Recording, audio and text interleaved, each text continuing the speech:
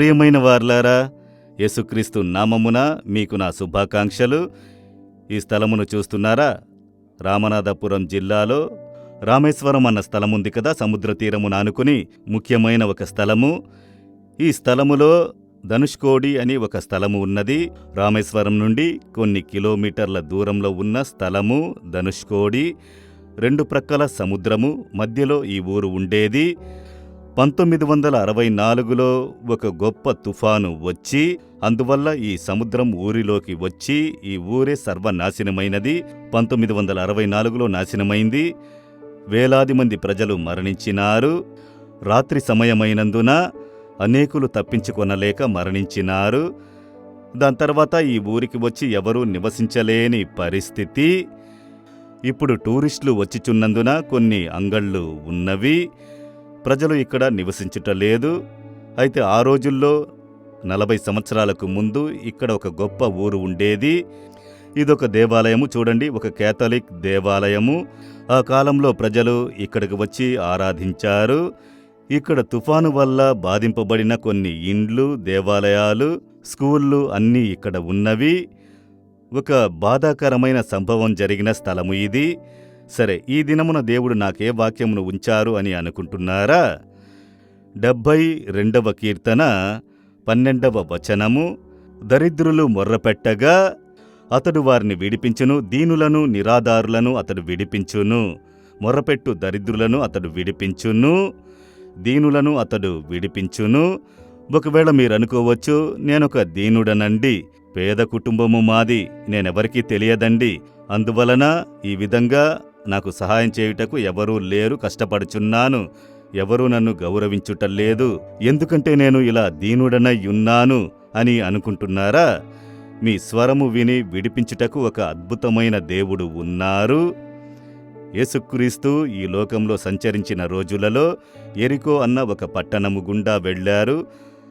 అక్కడ భర్తిమయి అన్న కళ్ళు లేని ఒక మనుష్యుడు ఉన్నాడు. కళ్ళు తెలియనివాడు, ధర్మం యాచించి బ్రతికేవాడు, దీనుడైన ఒక మనుషుడు, మనుషుల వల్ల అల్పమైన వాడిగా భావించబడిన ఒక మనుషుడు. వాడు యేసు ఆ మార్గమున వచ్చుచున్నాడని ఎరిగి, దావీదు కుమారుడా, నన్ను కనికరించుము అని పిలుచుచున్నాడు. ప్రజలేమన్నారంటే, మౌనంగా ఉండు, మాట్లాడకు. అప్పుడేమనుంటారు? కళ్ళు లేని కబోదివి, మౌనంగా ఉండు అనుండొచ్చు. భిక్షగాడ, మౌనంగా ఉండు అని కూడా చెప్పి ఉంటారు. మనుషుల ద్వారా తృణీకరింపబడినవాడు, దీనుడు, నలగొట్టబడినవాడు, వీధి చివరిన ధర్మం యాచించువాడు.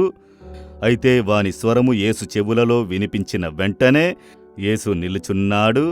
వాణ్ణి తన వద్దకు తీసుకుని రమ్మని చెప్పాడు.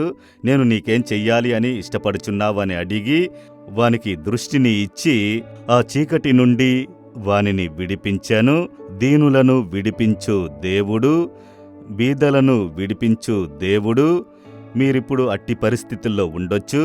అందరూ నన్ను అల్పంగా మాట్లాడుచున్నారు, అల్పంగా అనుకుంటున్నారు. మా ఊర్లో నేను నివసించే స్థలంలో ఈ విధంగా నన్ను గౌరవించట్లేదు, కష్టపడుచున్నాను, పేదవాన్నని కలత చెందుతున్నారా? యేసు మిమ్మల్ని గౌరవించే ఒక దేవుడు, మిమ్ములను ఘనపరచు దేవుడు, మీరు మొర్రపెట్టు శబ్దమును ఆలకించేవారు, విడిపించే దేవుడు. ఈ దినం మీకొక విడుదల కలగనున్నది. మిమ్ములను దేవుడు లేపి నిలబెట్టనున్నారు. ఎవ్వరు మీ స్వరమును వినకున్నను యేసు మీకు ఉన్నారు. ఈ దినము, దేవా, యేసయ్యా, దావీదు కుమారుడా, నన్ను కరుణించుము అని భర్తిమయి మాదిరి చిన్న ప్రార్థన చేసి చూడండి. ప్రభువు మిమ్ములను పైకి లేవనెత్తి ఈ ఇబ్బంది నుండి, ఈ ఆపద నుండి విడిపించి మిమ్మల్ని ఆనందింపజేయును. ఆ చీకటిలో నుండి వెలుగులోకి మిమ్మల్ని రప్పించును. మీ జీవితము తలక్రిందులుగా మారును. ధర్మమెత్తుకున్న భర్తిమయి ఇక మీదట ధర్మం యాచించవలసిన అవసరము లేదు. ఎందుకంటే కంటిచూపు వచ్చింది, వెలుగులోకి వచ్చాడు, అతని జీవితం తలక్రిందులుగా మారింది. అదేవిధంగా అద్భుతమును ఈ దినము యేసు మీకు చేయును.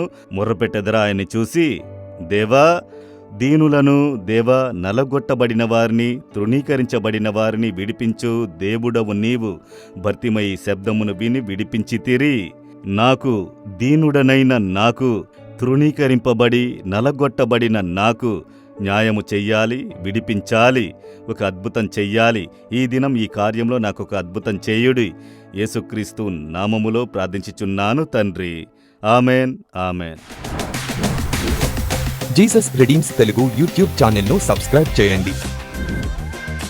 సబ్స్క్రైబ్ బటన్ను క్లిక్ చేయండి మరియు బెల్ బటన్ను నొక్కండి. ప్రతిరోజు కార్యక్రమ సమాచారం పొందండి.